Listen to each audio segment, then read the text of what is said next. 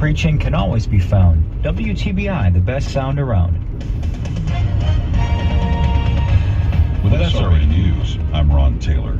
The Supreme Court has reined in a new lower court order that allowed a watchdog group wide-ranging access to records of the Trump administration's DOJ departments and details from correspondent Bernie Bennett. The High Court's majority said a judge's directive allowed Citizens for Responsibility and Ethics in Washington to examine DOJ's recommendations for cost savings at executive branch agencies was not appropriately tailored. In a two-page order Friday, the Supreme Court said such access was not a proper way to resolve an ongoing dispute about whether DOJ is a federal agency subject to the Freedom of Information Act or operates as a presidential advisory body that does not have to share its records with the public. Bernie Bennett in Washington.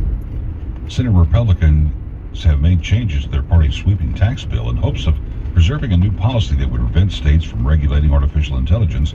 Republicans are proposing to block states from receiving federal funding for broadband if they regulate AI.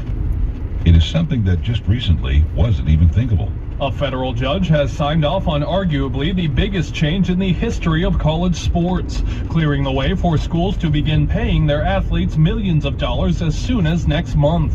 U.S. Judge Claudia Wilken approved the final proposal that had been hung up on roster limits. The sweeping terms of the so-called House settlement include approval for each school to share up to $20.5 million with athletes over the next year and $2.7 billion to thousands of former players who were barred from that revenue for years.